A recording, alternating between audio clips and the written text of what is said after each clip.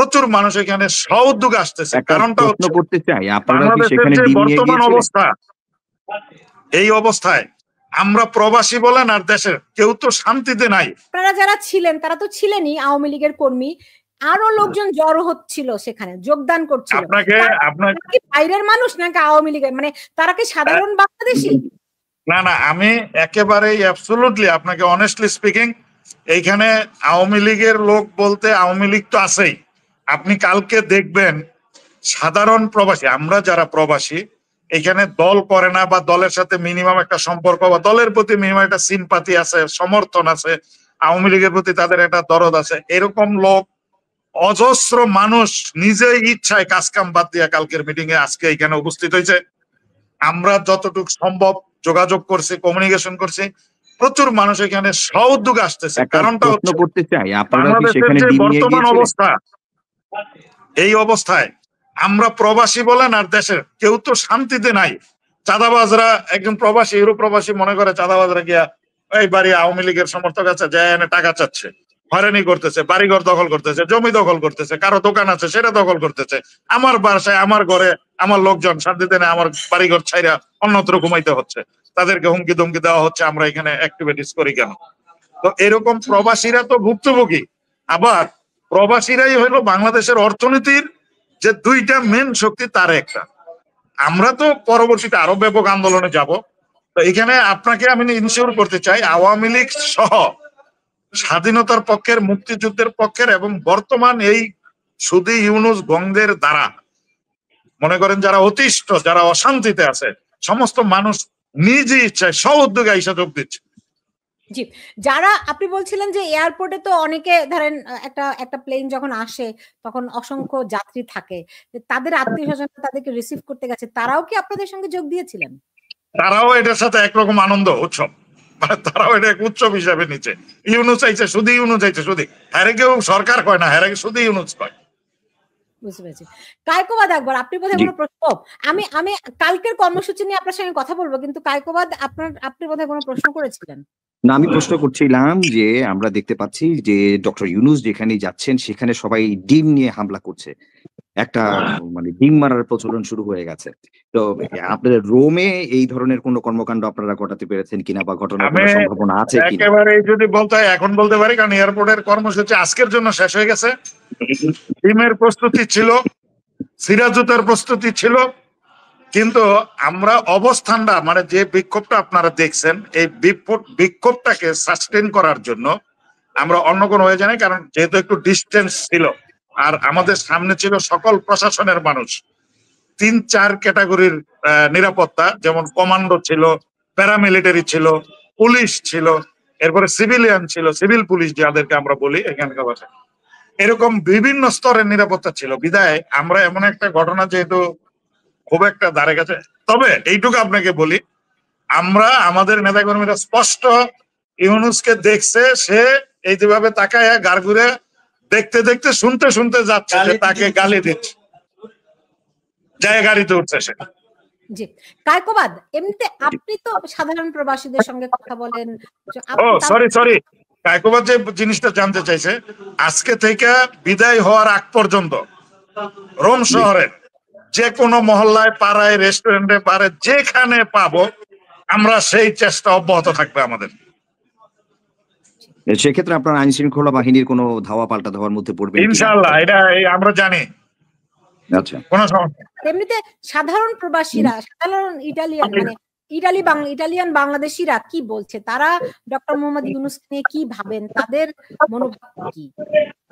সরকার পতনের পরবর্তী পর্যায়ে কিন্তু আপনি দেখতে পাবেন যে সরকারের একটা সবাই খুব প্রত্যাশা ছিল, সেই প্রত্যাশার যে এত বড় একটা ধাক্কা খাবে দেশের মানুষ, এবং দেশের শুধুমাত্র যে আওয়ামী লীগ করে, বিএনপি করে বা কোনো রাজনীতি করে, রাজনীতি ছাড়া যারা আছে, যারা রেমিটেন্স যোদ্ধা, তাদেরও কিন্তু ক্ষোভের বহিঃপ্রকাশ আমরা দেখতে পাচ্ছি। এবং সব জায়গাতেই মানুষ খুব বিরক্ত, কেননা দেশটা একজন ব্যাংকার একটা দেশ সুন্দরভাবে চালাতে পারছে না, সেদিকে যেমন আছে। তারপরে সেনাবাহিনীর সাথে মানুষ কিন্তু খোঁজ খবর রাখছে। বাংলাদেশের মতো মানুষ এই পৃথিবীতে খুব কম আছে যারা কর্মজীবী মানুষ, তারা প্রতিদিন নিউজ দেখছে, আপডেট থাকছে, কোথায় কি হচ্ছে না আছে, এবং দেশের প্রতি মানুষের টানটা কিন্তু আছে। কিন্তু এই সরকারের ব্যর্থতায় ডক্টর মোহাম্মদ ইউনূস যেভাবে করে এসে, আপনি যেমনটা বললেন যে 12 মাসে 14, এমন কিন্তু কোনো রাষ্ট্রপ্রধান এখনো পর্যন্ত আমাদের দেশে কতজন এরকম করেছে যে 12 মাসে 15-16 বার শুধু যাচ্ছে আনইলেক্টেড একজন পার্সন? এটা নিয়ে কিন্তু সবাই প্রশ্ন তুলছে যে এই ভাড়াটা, এই দেশের মানুষের ট্যাক্সের পয়সায় তিনি গোটা বিশ্বে নিজের ব্যবসা বৃদ্ধি করা ছাড়া আর কিছু এখনো পর্যন্ত করেছে বলে দেশে এখানকার মানুষ কিছু মনে করে। খুব অল্প সংখ্যক মানুষ আছে যারা মনে করে যে না, আরেকটু দেখি, আরেকটু এখানে দেখার আর কিছু নাই, দেখার আর কিছু নাই। দেশের মানুষ খুবই, এখানে যারা আছে তারা খুবই মানে ক্ষুব্ধ এবং ক্রুদ্ধ যে তারা যে পারছে না যে এখনই বাংলাদেশে ঢুকি বা বাংলাদেশে এখনই যাই। এটা একটা পরিবর্তন, আরেকটা পরিবর্তনের আসলে সময়ের ব্যাপার মাত্র আমার কাছে মনে হয়। জি। এমনিতে ধরেন ইতালিতে যে তিনি যাচ্ছেন তার কর্মসূচি এই সংক্রান্ত কিছু জানেন আপনি? আপনার কিসের জানা আছে? কর্মসূচি? প্রথমে তারা যে প্রোপাগান্ডা দেয়, এই গভর্নমেন্ট আসার পর যে একটা প্রোপাগান্ডা যে জর্জি মেলোনি ইতালির প্রধানমন্ত্রী তার সঙ্গে দেখা করবেন, কমপ্লিটলি বোগাস, কমপ্লিটলি আনইনফরমেটিভ। মানে এটা একজন কিভাবে করে একজন প্রেস সেক্রেটারি এটা ফেসবুকের মধ্যে দিয়ে ক্যান্সেল করে, ফেসবুকের মধ্যে দিয়ে সে শিডিউল ঠিক করে, এরকম আমার জীবনে আমি কোনোদিন পর্যন্ত আমি দেখতে পাই নাই যে একজন প্রেস সেক্রেটারি ফেসবুকের মাধ্যমে সবকিছু করে ফেলছে। জর্জি মিলোনি কোনোদিনও, মানে এই সমস্ত ইউরোপের দেশের জনগণ তারা ইলেক্টেড প্রেসিডেন্ট, প্রধানমন্ত্রীর সঙ্গে এই বৈঠক করতে আগ্রহী, কারণ তারা জানে যে আনইলেক্টেড একজন আউটস্টেড পার্সন হয়তো ফর দ্য টাইম বিং, তিনি অন্তর্বর্তী সরকারের একজন উপদেষ্টা, উনি যা কিছুই করবে সেটা কোনো ভ্যালু বহন করে না, কারণ তার বক্তব্যের মধ্য দিয়ে দেশে বা দুইটা দেশের মধ্যে কোনো ধরনের কোনো কিছুই আসলে কোনো চুক্তি হওয়া অসম্ভব একটা ব্যাপার। এটা হচ্ছে গিয়ে এই ইউরোপ যেই স্টাইলে চলে সেটা আমি আপনাকে আপনার জানানোর চেষ্টা, হয়তো সৌজন্যমূলক কিছু একটা হতে পারে, কারোর সাথে বৈঠক করছে। এই বৈঠকগুলি আসলে কার সাথে তিনি বৈঠক করছেন এগুলিও কিন্তু একটা গোপনীয় ব্যাপার, কেননা ফেসবুকে যেভাবে করে তিনি শিডিউল ঠিক করছেন, ক্যান্সেল করছেন, এরকম আসলে আমাদের দেশে আর আজ পর্যন্ত কোনো প্রধানমন্ত্রী বা রাষ্ট্রপতির ইতিহাসে বা দেশের ইতিহাসে এরকম আমরা দেখতে পাইনি যে ফেসবুকের মাধ্যমে ক্যান্সেল হয়ে গেল। সুলতানা। আলমগীর হোসেন, আমি আপনি শুনতে পাচ্ছেন নিশ্চয়ই? হ্যাঁ, জি। আপনারা কালকে যে কর্মসূচিটি করবেন সেটির ব্যাপারে যদি বলেন একটু। আমি আপা আপনাকে বিনয়ের সাথে বলি, আমি কালকের কর্মসূচির ব্যাপারে বলার পরে আমার একটু ছেড়ে দিন। আচ্ছা, আমি আপনাকে ছেড়ে দেবো। জি। আমি কালকের কারিগরের কথা বলেন, আমি কালকে আবার লাইভে আপনি যুক্ত হন, আমি মাঠের থেকে সরাসরি দেখাবো সব। ওকে, জি জি, বলুন কালকে কর্মসূচি। আমার কালকের কর্মসূচি হচ্ছে আপনার মাধ্যমে যে যেখান থেকে দেখছে, আমি সবার উদ্দেশ্যে ব্যর্থহীন ভাষায় বলতে চাই, এই কালকের যে প্রোগ্রামটা যেখানে হচ্ছে রোমের, সেটা ফাও অফিসের সামনে।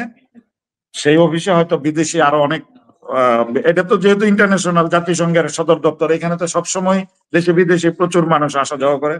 এবং এইখানে আপনাকে বলি, এই অফিসের অফিসিয়াল নির্দেশ আছে কালকে, অফিসের তাদের নিজস্ব সোর্স দিয়ে যে এখানে কি হচ্ছে এটা সমস্ত তথ্য ডাটার রিপোর্ট আকারে এই অফিসে পেশ করতে হবে। ইউনূসের বিরুদ্ধে যেটা হবে, আমরা সেই কমিউনিকেশনটা করছি। এক, 2 নম্বর হচ্ছে সকাল 9:30টায় আমরা সেখানে আনুষ্ঠানিকভাবে অনুষ্ঠান শুরু করব, সেটা দুপুর 1টা-2টা পর্যন্ত চলবে। অর্থাৎ ইউনূস ভিতরে ঢুকার আধা ঘন্টা আগে আমরা কার্যক্রম শুরু করব, ইউনূস বেরোনের আধা ঘন্টা পর আমরা বা 1 ঘন্টা পর আমরা স্থান ত্যাগ করব।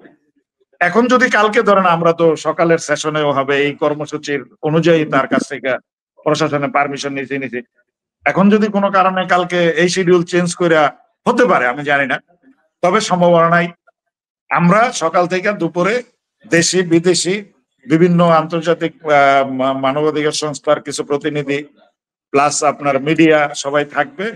আমরা বিশ্ববাসীকে জানান দিতে চাই যে এই যে ভদ্রলোক, সে মূলত আপনি মানে কোন দেশ মানে সে বাংলাদেশ বিরোধী একজন মানুষ, সে বাংলাদেশের স্বাধীনতা সার্বভৌমত্ব বিরোধী একজন মানুষ, সে বাংলাদেশের স্বাধীনতা বিশ্বাস করে না, মুক্তিযুদ্ধে বিশ্বাস করে না। তার আমলে বাংলাদেশের যা যা কিছু ঘটছে, আজকে পুলিশ যখন আমি লোকজন বিক্ষোভ করতেছিল, দেখবেন ভিডিওর কিছু জায়গায় আমি নাই, কারণ তখন পুলিশকে মোবাইল থেকে বের করে ওদের কনভিন্স করার জন্য আমাকে দেখাইতে হচ্ছে যে এই যে লাশ ব্রিজে ঝুলাই দেওয়া হয়েছে, মাইরা ফালাই দেওয়া হয়েছে, পোড়ায় দেওয়া হয়েছে, এই যে হাজার হাজার ঘরবাড়ি জ্বালায় দেওয়া হয়েছে। তার দায়িত্ব ছিল, একটা গভর্নমেন্ট গেছে, ওকে সে আসবে, নির্বাচন দিবে, নির্বাচন দিয়ে সে চলে যাবে, যারা জিতবে তারা দেশ পরিচালনা করবে। সে এখন নির্বাচন দিচ্ছে না, সে ক্ষমতা দখল করে বসে আছে, এবং আদৌ নির্বাচন দিবে কিনা সেটাও সে বলছে না। এখন এই নানান কথাবার্তা পুলিশকে বুঝায় আমি সেটা তাদের কনভিন্স করতে সক্ষম হয়েছি। তো আমাদের এই বিক্ষোভটা কালকে চলবে। কালকে তার গতিবিধি আমরা আরেকটু ইনফরমেশন জানবো। পাশাপাশি পরশুদিনও আমাদের বিক্ষোভ সমাবেশ আছে, সেটা দুপুর 3টা থেকে বিকাল সন্ধ্যা 6টা পর্যন্ত। এরপরে বাইদি ভাই আমাদেরকে, কারণ ওরা তো মিস ইনফরমেশন দিচ্ছে যাতে আমরা বিভ্রান্ত হই। তো আমি জানি যে 14 তারিখ সন্ধ্যার ফ্লাইট এসে রিটার্ন যাওয়ার কথা। তো যদি সে রিটার্ন যায় তাহলে আমরা 3টার মধ্যে যে কোনো একটা সমাবেশ আছে, আমরা ওই সমাবেশ থেকে সরাসরি আবার এয়ারপোর্ট। আর যদি সে 14 তারিখ থেকে যায় তাহলে যথারীতি বিক্ষোভ। 15 তারিখ আবার আমরা, 15 তারিখ গেলে আমরা যথারীতি এয়ারপোর্ট যাব। মানে আমাদের কর্মসূচি হলো ইউনুস এবং তার সাঙ্গপাঙ্গ, এই চোর বাটপার যতটি আসছে এখানে, যখন যেখানে পাবো আমরা তাদের পিছনে আছি। বাংলাদেশের মানুষের, শান্তিপ্রিয় ধর্মভীরু মানুষের গুম হারাম করে দেওয়া হয়েছে, পুরো জাতিকে সে একটা অশান্তির মধ্যে, অতএব তাকে শান্তিতে থাকতে দেওয়া হবে না, এবং তার কোন সাঙ্গভঙ্গ বাটপার চোর যেগুলি আছে এটিরে কেউ শান্ত থাকতে দেবে না। আপনার মানুষের ক্ষোভ, এই যে ডাস্টবিন শফিক যার কথাটা কায়কবাদ বলতেছিল, একে যদি এই দেশে কোন রাস্তায় কোন সাধারণ মানুষও পায়, কোন আন্দোলনের দরকার নাই, কি যে করবে এটা আপনি চিন্তা করতে পারবেন। তো এইটুকু আমাদের কর্মসূচি চলমান আছে। আমি টাইম টু টাইম আপনাকে আপডেট দিতে পারবো। আমাদের লোকাল সময় কালকে আপনার ধরেন 10টা থেকে 6 আওয়ার বিহাইন্ডে যেতে হবে পিছনে। 10টায় ধরেন শুরু হলো, দুপুর 2টা পর্যন্ত চলবে। এর মধ্যে 12টা বা ম্যাক্সিমাম 12:30 থেকে 1টা, আধা ঘন্টার মধ্যে আমরা আমাদের প্রাণপ্রিয় নেত্রী, 18 কোটি মানুষের আস্থা এবং বিশ্বাসের একমাত্র ঠিকানা, জাতির জনক বঙ্গবন্ধুর সুযোগ্য কন্যা, উনি আমাদের সাথে যুক্ত হবেন এবং উনি সংক্ষিপ্ত শুভেচ্ছা দিবেন নেতাকর্মীদের।